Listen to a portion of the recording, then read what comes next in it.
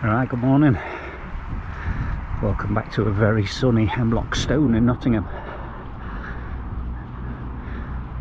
Just off to meet Graham. I think he's already at the top. I'll see you up there. You coming for a ride?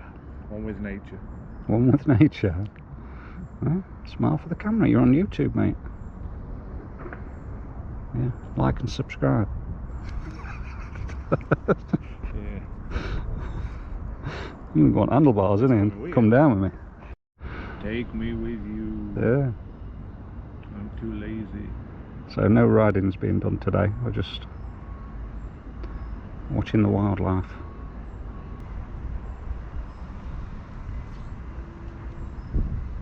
Like and subscribe. From a sticker on his wings. So while we're sat here doing nothing, then we'll start this video with Graham, who's had a bit of a dilemma recently with mountain biking in general. And it comes out about once every 2 or 3 months, and he's been riding longer than I have, and I think he's lost his mojo a little bit, hasn't he? Lost my way. Lost his way, as many people do. The pressure of Strava and everything else, plus work getting in the way. It's a stress, of challenging myself all the time. I used to go out in the morning, I used to love it, just plodding along, and then you get to the jumps, I've got to do it, and the pressure and the stress of wanting to do it, you just lose it. You put yourself under so much pressure to get better and faster, I suppose. Yeah. You just lose the enjoyment of it. I need to go back to basics. And Strava is very guilty of that, isn't it? It is, because you see your time, you just want to challenge yourself and beat it. Yeah. It's nice to beat it, but there's no real gain in it, I suppose, doing it. Do you look at what other people are doing as well, or is it just yourself against yourself? No, really, it's myself against myself. Right. If I'm going out, because I live in Sutton, I usually go to Vickers Waters and back, and it's usually about an hour and 45 minutes to an hour. Yeah. That's the challenge for me, trying to beat that time. Right. And I shouldn't do. No. There's no end of times I've gone up to Pines, to the jumps. I've been in my car, parked in Vickers Waters, gone to jumps, sat there, looked at them, and said to myself, I can't. Got back in the car and gone on. Alright. That's terrible. Yeah. So, you know what I mean? I should have just gone around Pines. That's what I wanted to do. I built that much pressure up in my own head. I didn't. Yeah. Really, all you want to do is come out on your bike and enjoy yourself and have a laugh. Yeah, that's how it used to be. Go out with everybody, have a laugh, have a joke. Yeah. And I've lost my fitness, so I don't go out. I think lots of people will relate to that they go through the same motions. They don't ride for months, and then when they go back, it's hard because you've lost some fitness. Because fitness, let's face it, if you don't ride for a couple of weeks, regardless of how fit you are, you'll start to lose some. So it is difficult, but I don't think you're on your own. I think it's... No, I've seen a lot of videos about it. A lot of people, some really, really good bikers, famous bikers. Yeah. I was watching one guy, I can't remember his name, he did the same. Lost his love for it, just packed up. Because it's the biggest thing he said was Strava. Yeah. The challenge. So have you deleted Strava, or you still kept it just in case? I deleted it. Right. I deleted it, and I had hundreds of photos on it. Wiped it all. So F this. I've had enough. Yeah. Get rid of this. And a couple of months later, I put it back on. I guess you've got to sort of use it for what you want to use it for, rather than sort of punishing yourself and beating yourself up every time you have a ride. Yeah. You know, it's good to have the memories, the photographs, and look back on it, because let's face it, we're all getting older, and there's going to come a point in everybody's life where you're not going to get any faster, and you're going to plateau or start going backwards a little bit. But you can't beat yourself up because of your age. The only reason I put Strava back on for walking, to be honest. Yeah. For, going places, mountains or whatever, lakes. Yeah. That's the only reason I put it back on. Yeah. But now I'm here, I've turned it back on again. But I think it's a valid point that lots and lots of people fall into, and it can be difficult getting your mojo back. I know when you go out with people, you want to keep up with them, don't you? You don't be riding around jumps and berms. Yeah. Morning, boss. Morning. Morning, lads, you alright? Yeah, you. Enjoying the sun? Sure, well, I'm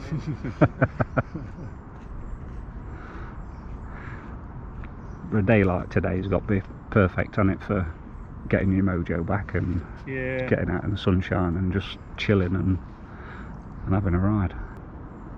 So what advice would you give somebody that's going through the same sort of thought process as you?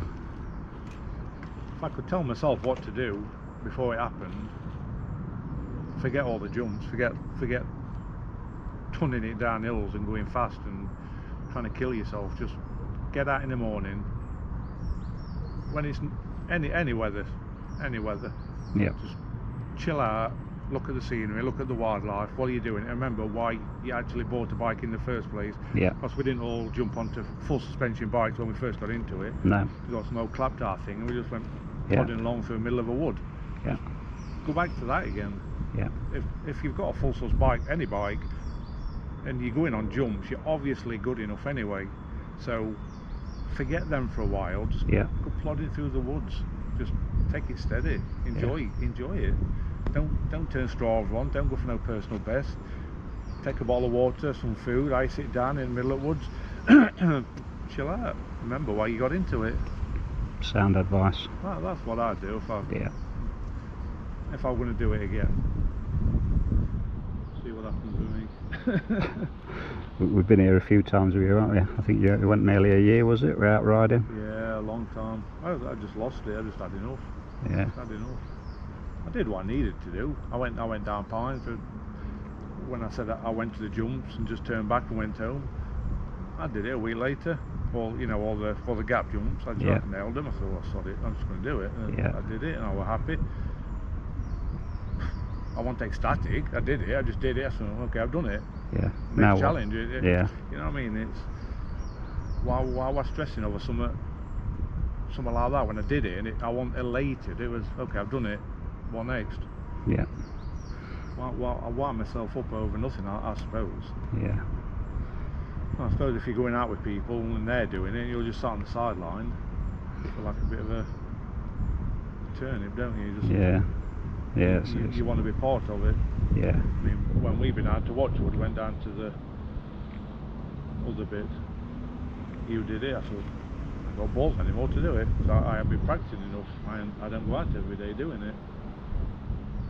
But anybody would be in that situation the same, wouldn't they? If they didn't ride the bike for a year and then expected to get back on it and pick up where they left off, it just wouldn't happen. So, you know, a bit of self-discipline and sort of managing your expectations, I guess, in terms of what you want from a ride.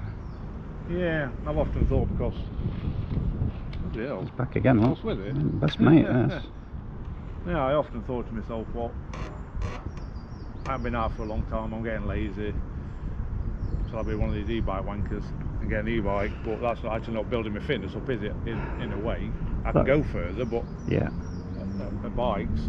That's a conversation I've had with lots of people recently, for different reasons, whether an e-bike's right for them or not. And I guess it's only really down to the individual to say that. A lot of people I know that have got them use them because they're short on time. And an hour in the woods, they might cover 7, 8, 9 miles.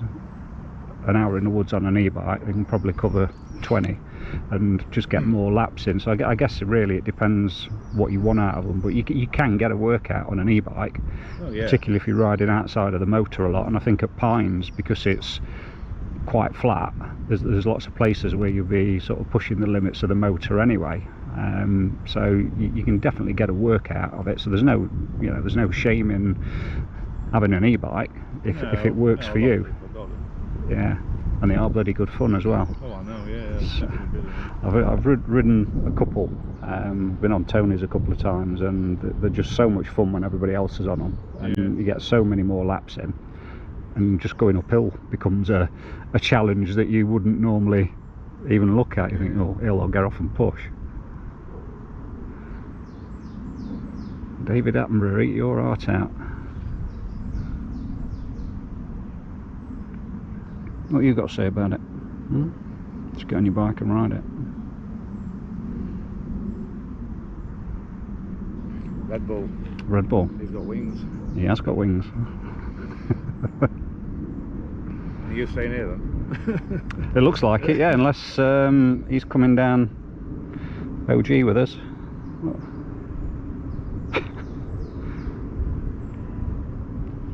I'll tell you where it is, because my gloves absolutely stink.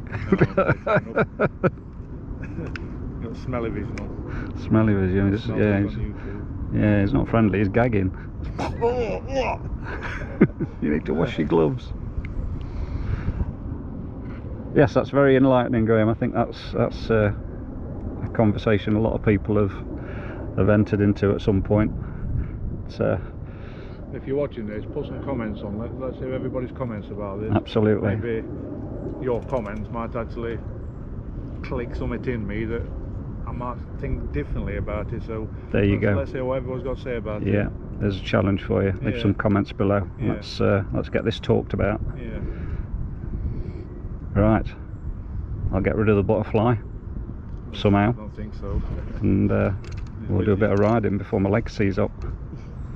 I've only done 2 laps now.